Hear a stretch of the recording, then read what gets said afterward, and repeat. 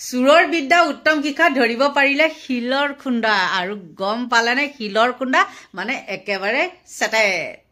নমস্কাৰ বন্ধু বান্ধৱীসকল, কি খবৰ আপোনালোকৰ? মোৰ বাৰু ভালেই আৰু বতৰ যিহেতু ঠাণ্ডা সেইটো কাৰণেনো কি কৰিম, বাহিৰলৈ নাযাওঁ, ভিতৰতে ভিডিঅ'টো বনাওঁ। আৰু ভিডিঅ' নবনালে আপোনালোকেনো গালি পাৰিব কাক, নহয় জানো?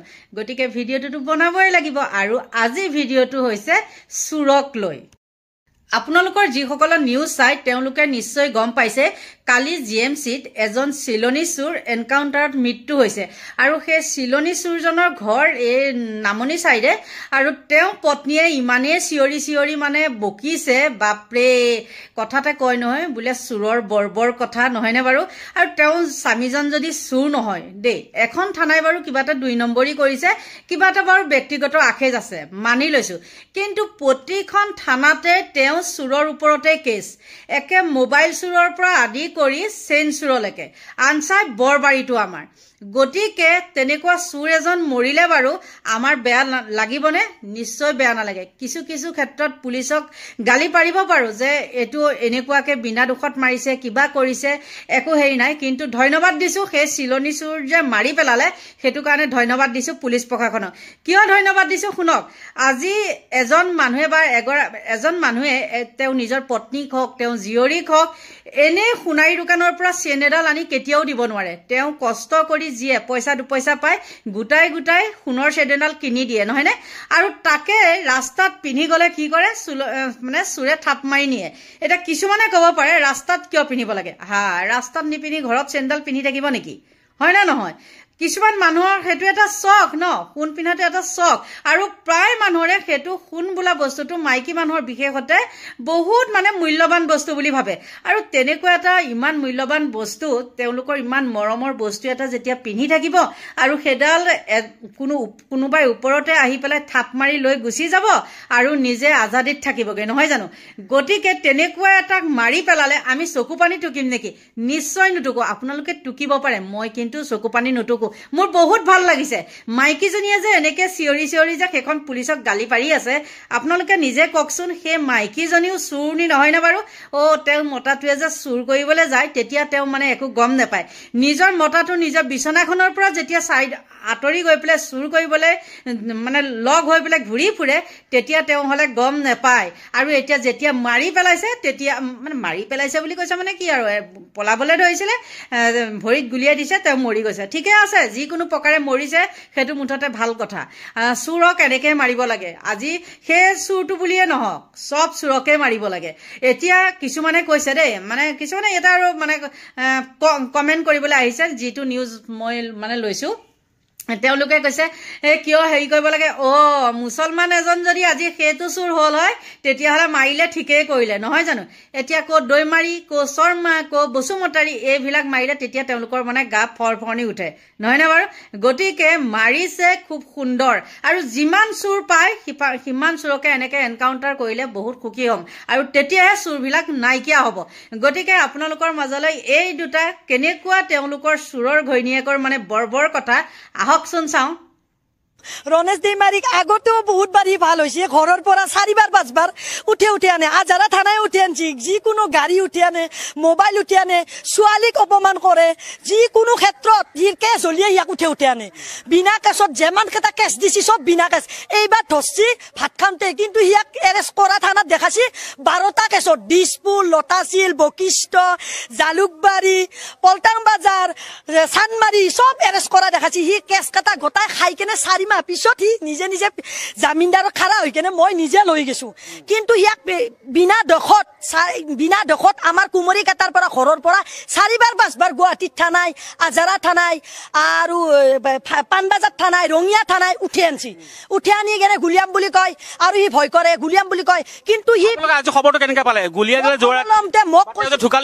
মোক কৈছে কি হেৰি পুলিচে আহিছে মোৰ ঘৰত, পুলিচে আহি কেনে কৈছে কি তোমাৰ হাজবেণ্ডক এৰেষ্ট কৰিছে। কাগজ খান আনিছো, আমাৰ দেখাইছো কাগজ খান আনিছো, এৰেষ্ট কৰা বুলি কৈছে। এৰেষ্ট কৰা বুলি কওঁতে কৈছে তোমাক দিছপুৰ থানাত যাব দিছে। ঠিক আছে, মই দিছপুৰ থানাত আহিছো, দিছপুৰ থানাখন বিচাৰি পোৱা নাই। কাগজ খান দিছে, এৰেষ্ট কৰা বুলিহে দিছে, ইনকাউণ্টাৰ কৰা বুলি দিয়া নাই।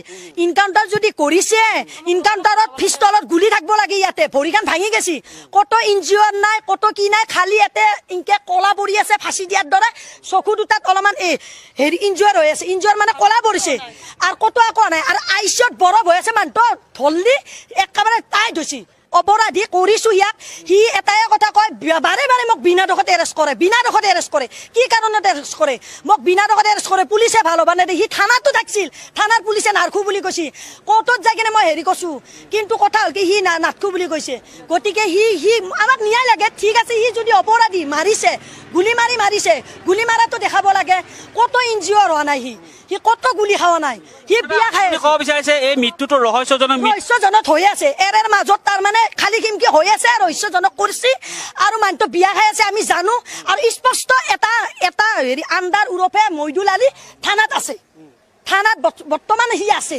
সিক পালি গোটাই তদন্তটো ওলাই যাব আমাৰ কথা গেলা একেলগে দুজনে আছে ভাত খাই আছে ডেন্স কৰি আছে তাৰে মানুহ কৈছি দুজনৰ মাজত একজন কেনেকে মৃত্যু হ'ব পাৰে সেইজনে মৃত্যু হ'ব লাগিছিল একজন মৃত্যু কেনেকে হ'ব পাৰে একজনৰ ভৰি কেনেকে ভাঙবা পাৰে সিটো বেছি দাবাদাস্তি সিটো বেছি আপুনি কৈছে ৰহস্যজনক মৃত্যু এতিয়া আপোনালোকে কি বিচাৰিব আমাক ন্যায় লাগে যদি সি ইনকাউণ্টাৰত মৰছি সেইটো আমি মানি লওঁ হেমন্ত বিশ্ব শৰ্মাক ছাৰক এইটোৱে অনুৰোধ কৰিছো ঠিক আছে মোৰো বাচ্চা আছে চাবি মোৰ দেখি অলপমান চাবা লাগে মই যদি মালিকটো উপৰাধী ইনকাউণ্টাৰত মৰছি মই এইটো বেয়া পোৱা নাই গতিকে যদি ইনকাউণ্টাৰত মৰা নাই মোক এইটো ন্যায় লাগে তদন্ত লাগে CBI তদন্ত লাগে তদন্ত কৰি কেনে যি হৈছে মই সেইটোত মঞ্জুৰ পষ্টমৰ্টম হৈ আছে সিহঁতে আমি পষ্টমৰ্টম নকৰোঁ বুলি কওঁতে কৈছে কি পষ্টমৰ্টম কৰবাই লাগিব সেইটো মানি নল'ব লাগিব ল'বাই লাগিব মই আমি মানি নলওঁ পষ্টমৰ্টমত আমাক নালাগে পষ্টমৰ্টম এতিয়া মোৰ ল'ৰা ছোৱালী মোৰ ছোৱালী এটা ল'ৰা এটা আছোঁ সি বিয়া খাই থাকোঁতে আণ্ডাৰ উৰফে মইদুল আলী তাৰ মাইকীও আছে তাৰ মাইকীৰ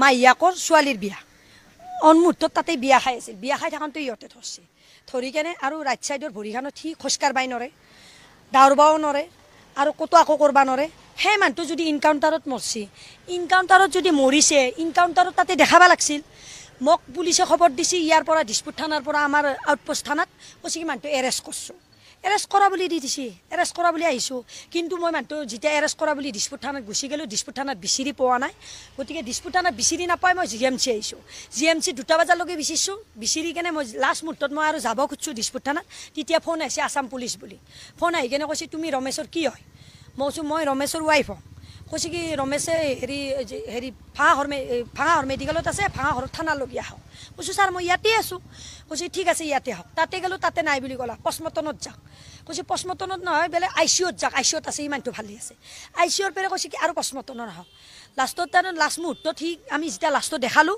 সি ইনজুৰ ভৰিখনত খোজকাঢ়বা নৰা ভৰিখন ভাঙি দিছে গুলিবিদ্ধ ক'তো হোৱা নাই আৰু গুলিবিদ্ধ হ'লে তাতে পৰি থাকিব লাগিছিল নিউজত দিবা লাগিছিল সি নিউজত গুলিবিদ্ধৰ আগৰ ফটো দিছে এতিয়াৰ ফটো দিয়া নাই মুঠতে সি নিউজতে দিয়া নাই আৰু যোনটো আছামী আছে তাৰ লগত সি থানাত আছে সি মুখত কাপোৰ বান্ধি কেনে দিছে নিউজত আমি দেখা পাইছোঁ আৰু সেই মানুহটো সুধিলেহে গম পাব কথাষাৰ সি